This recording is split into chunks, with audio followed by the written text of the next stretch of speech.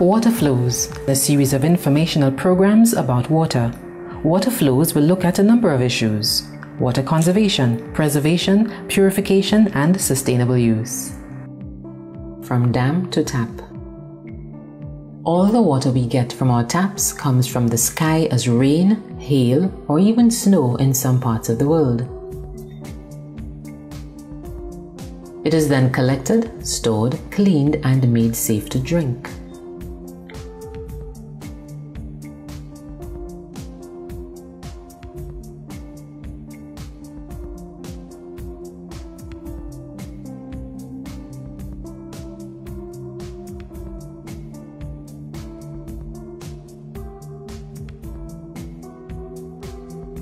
Water usually comes from reservoirs, rivers, and boreholes.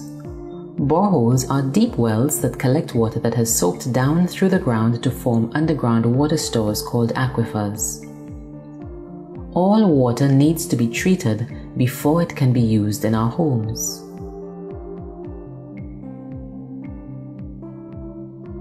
River water generally contains the most impurities and therefore needs the most treatment.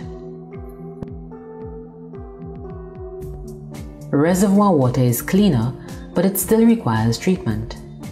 Water from boreholes is naturally filtered and requires only minimal treatment. First, the water passes through huge sieves that catch and remove large bits of debris such as leaves, twigs, and other floating rubbish.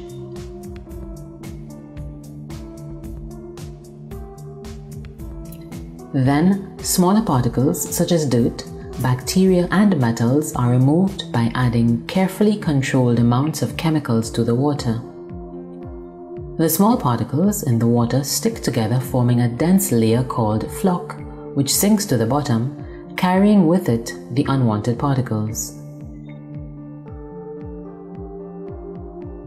The floc is separated from the cleaned water by allowing it to settle as sludge in the bottom of a tank where it is removed. Sometimes, air is injected from the bottom of the tank and millions of minute bubbles carry the floc to the top of the tank where it is scraped off.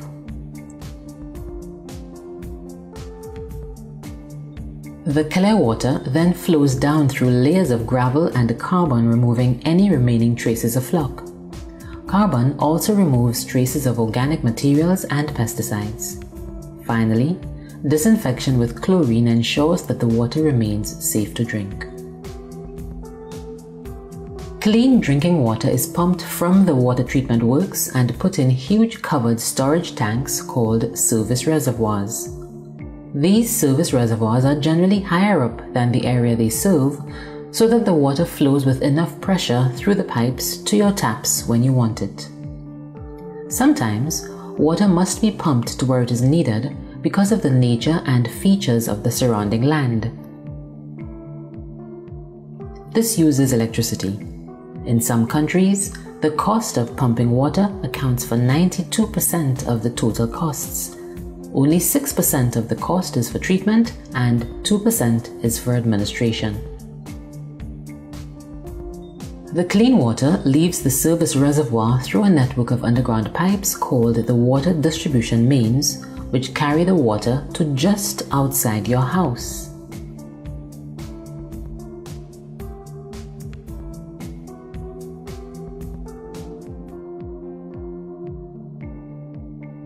A service pipe connects the water mains to your house, usually with a valve called a stop tap, to turn off the water for repairs or maintenance.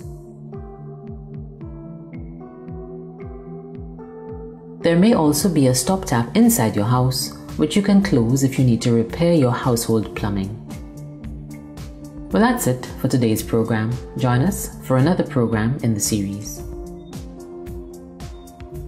You've been watching Water Flows. Water Flows looks at a number of issues related to water, including water conservation, purification, and sustainable use. Join us for another program.